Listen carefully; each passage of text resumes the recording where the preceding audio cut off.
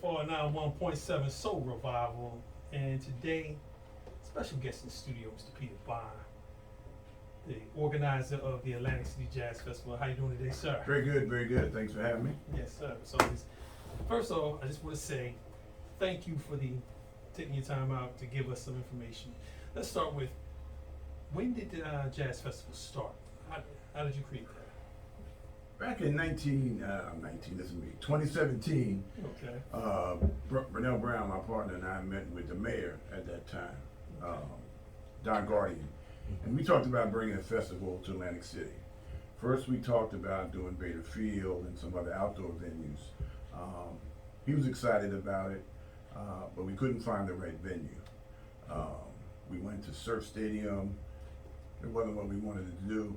Bader Field was too big for what we wanted to do. So the first year we ended up at the Hard Rock at Edis Arena. Which is a nice size arena. by the way. Oh yeah, we did a little over 4,000 people. And usually for festivals in their first year, a lot of times they're not usually successful. Right. But we had a great lineup. We had Boney James, Najee, Piece of a Dream, Norman Brown. So we're staying in the smooth jazz genre. So that was successful. 2020, as you know, the pandemic came. Yes. We were going to do it indoors again, but we had to cancel, had to Right. reschedule. Yeah, the whole world shut down. Yeah, so 2021 came around and people were still leery about the indoor social distancing, etc. Right. So we went outdoors. Yeah. The Orange Loop. Orange Loop amphitheater. on New York Avenue, and it was a great day. Yeah. We had, the weather was in our favor, it was 77 degrees. You know, we had tables, VIP vendors. So that also was a success. So this year we decided to go back indoors, not trying to roll the dice with the weather again, and went over to Ocean, met with the folks over there. They tracked the history of what we've done Okay. and gave us Ovation Hall. Mhm. Ovation Hall is, to me, one of the nicer indoor venues in the city. We doing something similar to last year. We're doing tables also, VIP tables, skyboxes, general admission. Tickets are priced so anybody can afford to come to the show. So we're looking forward to it. Tickets are moving really well now. We're about 3 weeks out, 20 days out. So we're looking forward to bringing another successful smooth jazz festival to the city. And that date. I'm sorry, September 17th Okay. at Ocean's Resort Casino Ovation Hall. Okay. Yeah, 7 p.m. And are the tickets available like online? Tickets available at Ticketmaster, Okay. online, as well as the box office at Ocean. Oh, right there. Yeah, the box Oh, office is even better. actually the box office is open 4 days a week now. It's Thursday through Sunday. Okay. And for the local folks, it's good to go to the box office. Yeah. Just a little hint, you save a couple of dollars on them fees. Yeah, you know what I yeah. mean? So, we're kind of, telling folks. But we got folks coming from all over the country like we did the last couple of years. Okay. From all over. People follow. And matter of fact, the gentleman we have, Brian Coberson, is one of the best smooth jazz artists performing today. Mhm. And he has a following. Matter of fact, the Friday the 16th, he has a show, a live show on Facebook, I think, Okay. or the website, I'm sorry, Mhm. where he's going to be, talking about his upcoming show with us the next day. So we're looking forward to it. Oh, I'm just going to make a quick announcement here. Allison Williams is going to be performing with Najee. We just found that out the other Oh, day. added bonus. Okay. Yeah, Okay. so Allison Williams will be playing with Najee on his set. So we're looking forward to that too. Okay. Yeah. Give us a quick rundown of what we can expect if just say no one has ever been to one of your festivals. Okay, well, first and foremost, we try to bring the best available entertainment that we can for the smooth jazz lovers. Right. We chose jazz because in Atlantic City, nobody was doing jazz at that level. Right. Right. There was R&B, there was comedy, there was rock and roll. Mm-hmm. Nobody was doing jazz. Not even the casinos were doing jazz. Mm-hmm.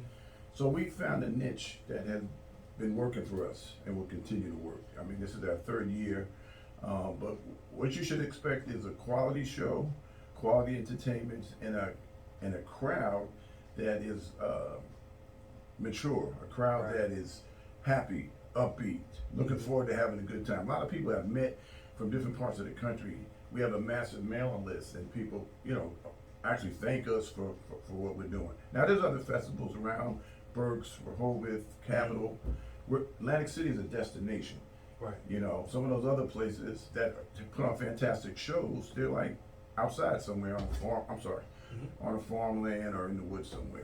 You come to Atlantic City, you can eat, gamble, shop, swim. Right. Whatever you wanna do. Yeah. So we're trying to build it into a real nice brand. Okay. Yeah.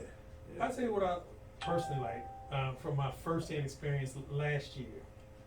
I was impressed with the diversity in the ages of the people who came out to the concert.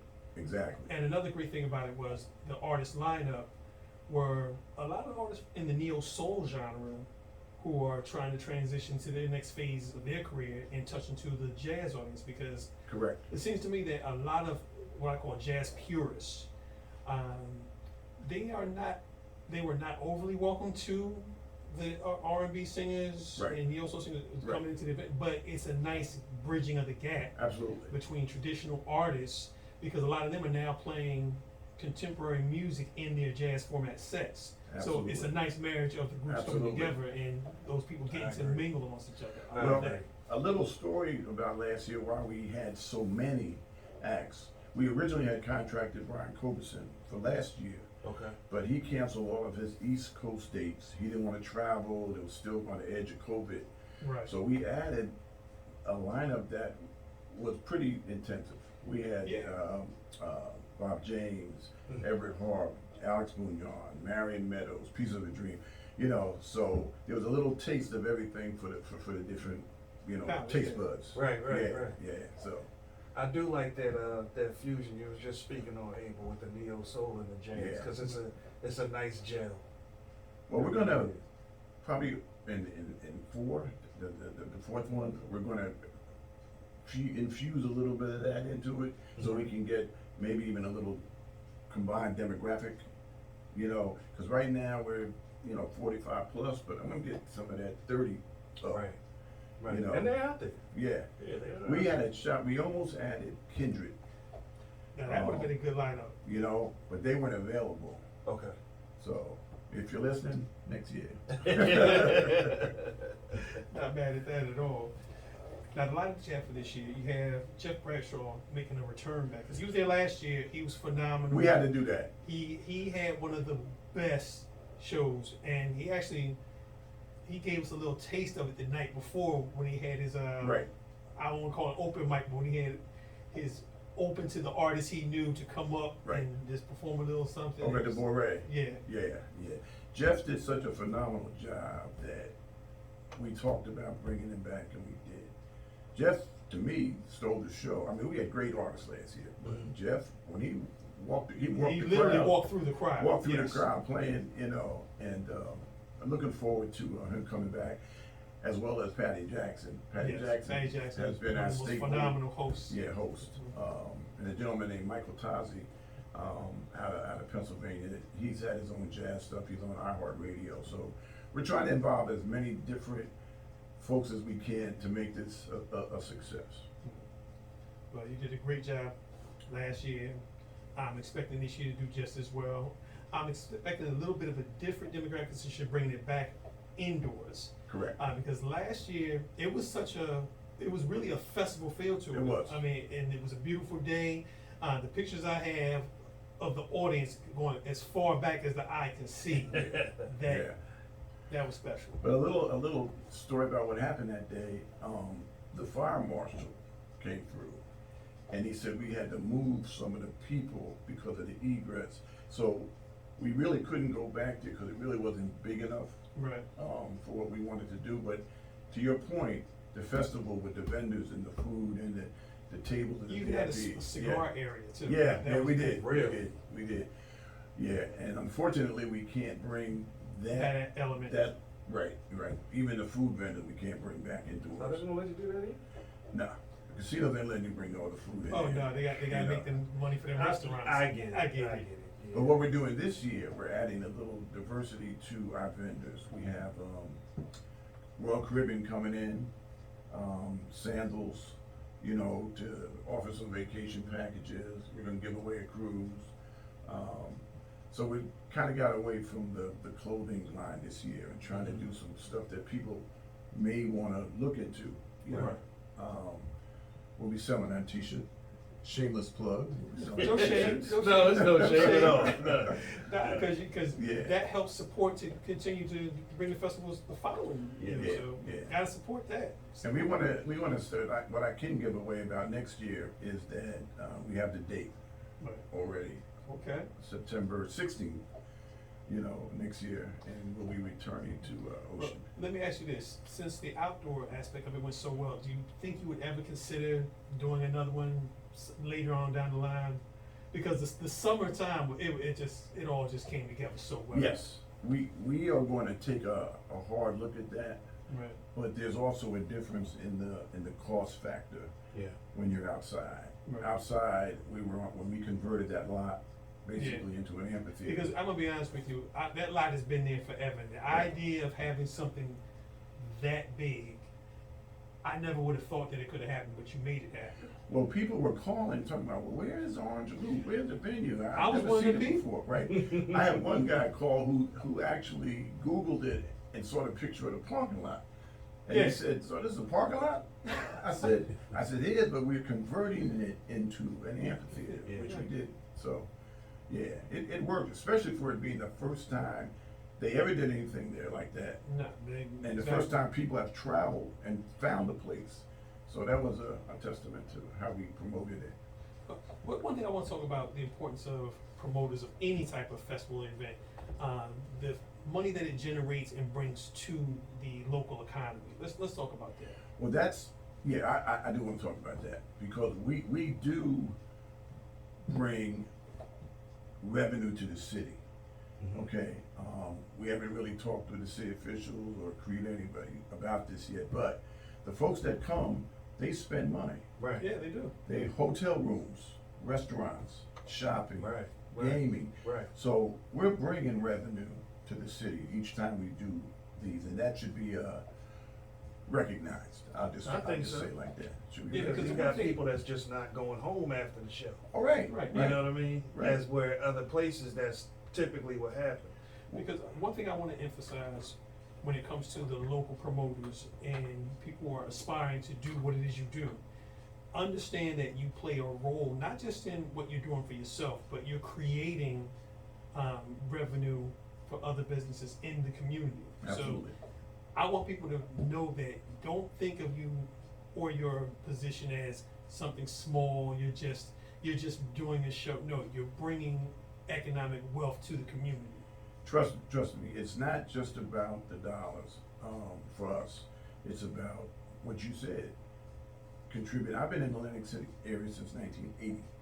Okay, so I've seen the growth and not growth in the city. Right. So we're gonna play our part, you know, in bringing entertainment and revenue to the city. I've been doing this, I'm gonna give my age away, but I started promoting 47 years ago. You know, That's good. So and you got a lot of experience. a lot. Yeah. You know, the good, the bad, and the ugly. It's all good. You know, But yeah. we need people like you need some of the bad Yeah. to appreciate the good And the ugly too. and the ugly. Yeah. You know, so that's what we are. We hope everybody comes out. You know, again, you can get your tickets at the box office at the Ocean or Ticketmaster. Okay. Yeah. So let's talk about the lineup this year. Okay, so we have Okay. Najee. Now tell me about Jasmine Gant. Yeah, you said it right. I think the H is silent or something in Okay. there. But we were looking around. We got a little heat last year because we didn't have any female artists on the show. Okay. So this year, we looked and looked and looked for this year to find some talented females that would bring something to the table. Jasmine is a saxophonist that's people are gonna be in for a treat. They're gonna be in for a treat. And she's on a lot of the big festivals, as well as Althea Renee. Okay. She's a flautist. We're looking forward to fulfilling our part of bringing females to, but also bringing talented Yes. females. You know what, I can definitely appreciate that, because one of the things I like about the format of our show, I like to give opportunities to all artists, but I especially like to reach out to, the female creators. Correct. Because it doesn't seem like they get the amount of support that they Right. should get. Right. You're absolutely correct. That's why I was happy when we found out that Allison Williams is gonna be part of the show now too.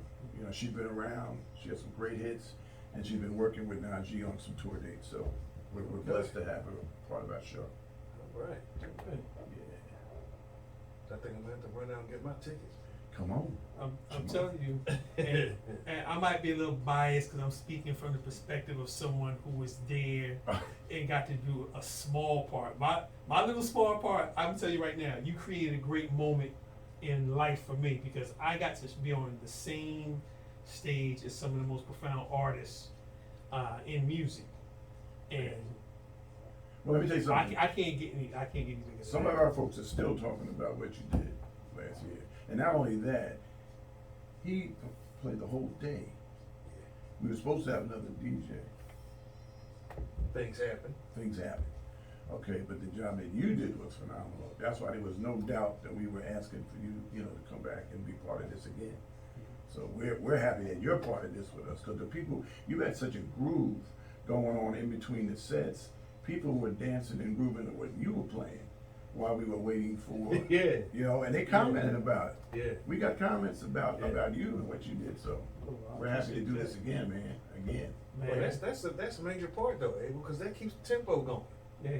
People know were what I mean? talking about it, for Yeah. real. People were talking, see, there was no lull in you know, when Right. when Right. one group went down, Yeah. he started, and people were still in the mood. The sun was Yeah. nice, they were eating, they were drinking, you know, so he said, you set the tone for that, to be honest with you. But you know what though? I love the opportunity, because I got to play music that I don't get to play all the time. Right, I got to play to a crowd that was who are actual music lovers. correct. Who when I went from War to Blackbirds to, Absolutely. I mean, the crowd stayed with it. There was none of that. Why is he playing? The crowd was just in the feel of the great I'm music. not gonna tell you something funny. Normally at those events, I never see the shows, because I'm always doing something, right? But there was a couple times that I stopped and started moving to what he was playing. I took a second and said, oh, okay, all right. Yeah, so very, very, very happy about that. And like I said, we're looking forward to this year and next year and growing this to be an annual event, and bring revenue and talent and joy to the city. Yeah. You know, I'm a jazz lover. I'm a music lover, but I couldn't play an instrument. Yeah. That's why I ended up being a promoter. Couldn't sing. Me can't too. play an instrument. I just So- love music. I got an ear for it. I Yeah. can hear it. I can hear talent. I can't play an instrument. I tried to DJ. My first encounter with I'm gonna leave it at that. I hear you. tried.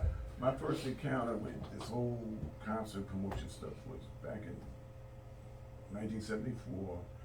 Earth, Wind and Fire at School Stadium in Newark. Oh Mm. man. Okay, I was blown away. 20,000 people, man. I said, Mm. okay, this is what I'm gonna do. Okay, and that gave me the gumption, the incentive, and the willingness to do it. But one thing about it, promoters coming up, if you don't feel it, don't do it, Yeah. Exactly. and don't try to do it. And if you need some help, ask somebody who's done it. Yeah. Cause I see a lot of upcoming promoters, unfortunately, with a know-it-all attitude, and they, you know, if me or someone else can help you not make the mistakes that we did, then we're here for that also, I want you to dive deeper into that, okay? and I know you got some questions. Abel. Yeah, go ahead. Just your pitfalls or and trials and tribulations with promoting.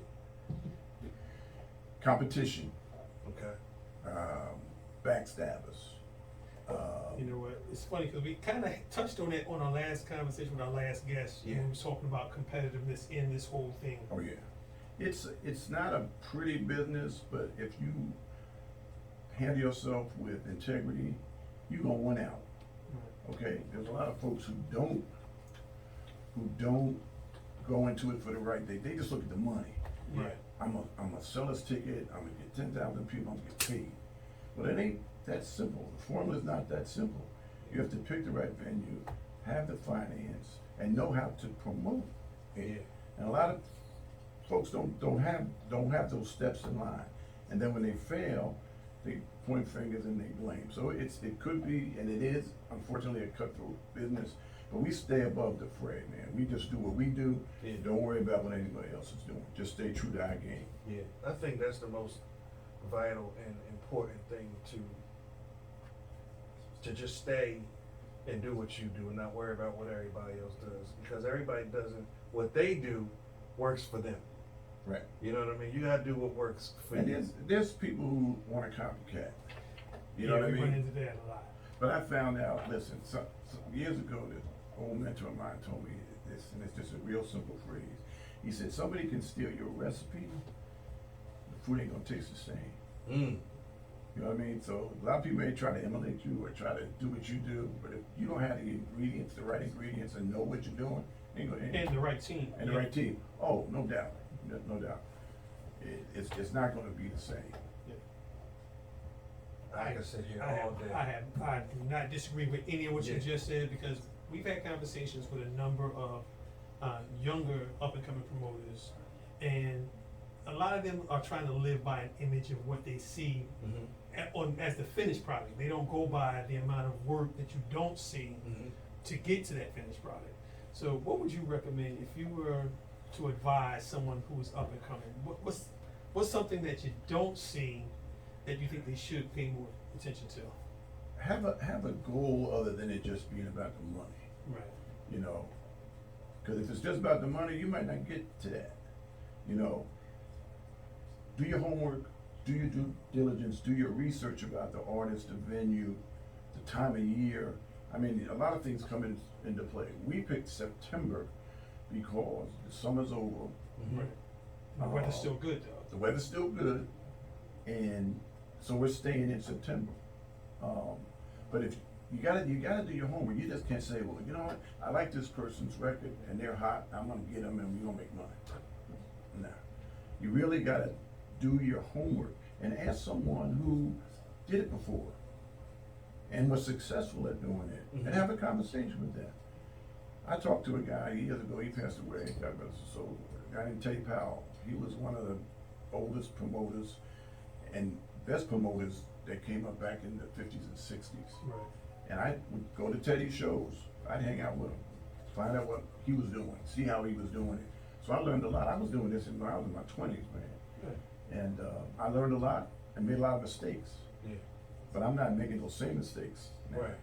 You know, so I would just advise, if you wanna do it, you gotta be serious about it and understand that it's not automatic. You might have a great idea, but it's about the execution Of the idea. Yeah. You can have a great idea, great arts, and it ain't about all the money too. You can have all the money in the world. But if you don't know how to spend it and promote it, you're gonna lose that money.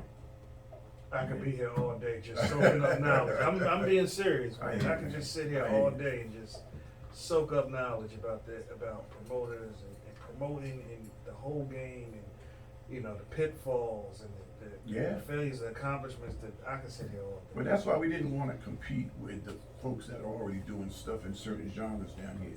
Right. So we stayed away from R&B. We're not doing R&B. Yeah, We're not doing comedy, yeah, you know, but nobody was doing jazz. So we didn't step on anybody's toes. right. But now people trying to step on our toes. Because Oh, they yeah, saw, because because they it's saw a successful. formula that worked, and now they Exactly. wanna do what you're doing. Exactly, exactly. It's like that all the time. It's like that. But we don't worry about it. We just do what we do, you know, and stay positive, Yeah. keep it moving, Yeah. you know. Well, let me ask you this, outside of jazz, is there any other project that you have an interest in that you might do in foreseeable future? Well, I'll tell you what, 2023 is gonna be an interesting year for us in that growth, with our partner Vernell Brown. We're gonna be doing some stuff in Florida, Maryland, and in Foxwoods. We're negotiating now with 4 of the casino properties to Okay. bring not just jazz, but other acts that are not being brought in those particular markets. Right. Like I said, Tampa, Florida, Mm-hmm. Hollywood, Florida, the MGM in Maryland, Mm. and Foxwoods. So we're at the planning stage now. Yeah, but we're gonna be doing not just jazz. We're gonna be doing some other Well, genres. whatever you take on the road, I am willing to travel. Yeah, 'cause those some nice I'm places. Oh, ready to you go. our guy, man. That's You see? you know, we got to get you a contract or something, man. Yeah, we can do that. Hey, and big up to Bernie Brown because Big ups to Bernie it- Brown, man. I tell you this, in my earlier parts of DJing, my parties with the 789, we had our first one out in Renault, Wyoming, but when we came into the city, to the Claridge, she was my go-to. Absolutely. And we had one of the most phenomenal events Yeah. there, and it continued to keep our ball rolling, and I've done a number of stuff with Bernie that has, just come at the right time when I need it. Absolutely. Well, Bernie's been around with Majestic Entertainment Majestic, yes. since 2012. Okay. I was back working in the corporate for a while, and she was running things, and still running things, actually. But when I retired in 2016, we got together, and I said, listen, we got to do something in Atlantic City on a big scale with jazz, okay? Not R&B, not comedy. So when we went out and we got Boney James, at that time, Boney James is also on the Brian Copeland level in terms of notoriety. So we got him, and we added a flavor to the show. We added Joe Bataan. Joe Bataan, the king of Back- South Soul. Yeah. Yeah, Latin guy back in the day. And Norman Brown, yeah, Piece of a Dream. So we try to mix it up as best we can to bring a full view of what we're trying to do. And we want our guests to be satisfied. We want people walking away saying, man, that was great. Can't wait till next year. And I'm gonna give you one last thing, what happened. Last year we did those tables outside, right? We couldn't get that many tables inside Ocean this year, Okay. but we put, I think, 44 tables on sale. They were gone in 30 days. They were gone, the tables were gone. And 90% of them were from people that bought tables last year, Mm-hmm. Wow. outdoors, So we tried to scale the pricing so it could be an affordable event for everybody. Because sometimes some of those show tickets are $200, $300, $400, man. Yeah. So we scaled it, affordable. That's So I tell you important. that the Yeah. community It is. appreciates that because as we came back to getting outside and going places, the cost of going to see quality entertainment has skyrocketed. It So- has. Yeah. So to be able to keep something affordable for people to get out Yeah. with their loved ones. I And we've salute done you some for that. ticket giveaways on WDAS, the touchdown here, and also WMID, and then we did WBGO, the jazz station up top, up north. Okay. And we're also gonna be giving away some tickets the week of the show Okay. to the community here in Atlantic City. We're Okay. gonna be making an announcement about that. We're gonna give some tickets away. We're not gonna do a contest and like that. Right. We're gonna touch base with some of the councilmen and their wards, and they can distribute at their leisure. Right. But that's coming up the week of the show. Yeah. Well, we definitely appreciate you taking time out to schedule. Yes, sir. Yes, But sir. before you go, Yes. personal question for me. How did you get Bob James on the lineup last year? He's like Well, literally a living legend. I'm gonna tell you how that happened real quick. Bob James is part of a group called Foreplay. Right. And what happened was Foreplay was not working at that time, and it was in the pandemic, middle of the pandemic. So I called his manager and I said, well, would Bob do a solo? And he said, yeah. So it was actually the Bob James trio that showed up, and here we got him. But again, it's about having relationships with agents and artists, Yes. because you got a reputation of not paying your bills and not paying your bill, you're not getting none of them acts. Right. No. They ain't human. They are, no. So reputation, to piggyback on what you asked about, giving some advice, your reputation sometimes is all you might have, Yeah. and your word is something that you just might have your word. And if it's not worth anything, you're not gonna last long in this I business. learned that. Yeah, I learned it the hard way too. yeah, yeah. Be true Yeah. to the game, be true to yourself, and be true to your customers and your artists. Yeah. All right. All right. But once again, if anybody wants to reach out to you, do you have any like social media that you want to give Right, out? well, we're on Facebook, Instagram, and if you wanna reach us, you can, reach us at the AtlanticCityJazzFest.com, that's our website. Mm-hmm. You can join our mailing list, just hit a button, join our mailing list, and you'll be in the loop for all the upcoming announcements and future events that we're doing. One last thing, we got, Kelsey's involved this year. Oh man, Kelsey. Yeah, All right. yeah. We, Friday night on the 16th, we're doing some entertainment over there. And then we are, telling folks they can come on Saturday and Sunday to the brunch. Okay. At Kelsey's, you know, Okay. giving them a little play too. Yeah. 'Cause, yeah. That's what's up. Good guy. Kelsey, if you're listening, I gotta get you up here too. You know, he's had an open invitation for a while Yeah. now, so Yeah. I guess when he gets back from whatever he's doing, he takes a lot of trips too. So I, He well, travels. he worked hard, man. Yeah, He worked hard. Yeah, you know, you work You that work hard, hard. you should get to play as hard. Absolutely, Yeah. absolutely. Well, Mr. Brown, I want to thank you for coming up to WLFR 91.7 to the Soul Revival Show. I look forward to this jazz event coming up. I look forward to future ventures with you. And anytime you got something that you want to promote or talk about or share knowledge, because like I said, this is more like the entrepreneur show because everybody that's on deck Right. come on, they're going to talk about their projects and events. And it's just great to have somebody in the game as long as you've been in and you can share whatever knowledge you have. Anytime. Happy to share what I can. You know, my experiences, good and bad, that may help someone along the way. Mhm. So, It does. Believe it or not, it does. Yeah. It does. Even if it's just one person. right, You know what I mean? It Right. does. very good. Yes, sir. Well, look, we're gonna knock out some PSAs, cause like I said, WLFR is non-commercial radio. We don't play commercials, but we do public service announcements. All right. And when we come back, we got Black Seeds in the building. All right. All So- right. Stay tuned, people.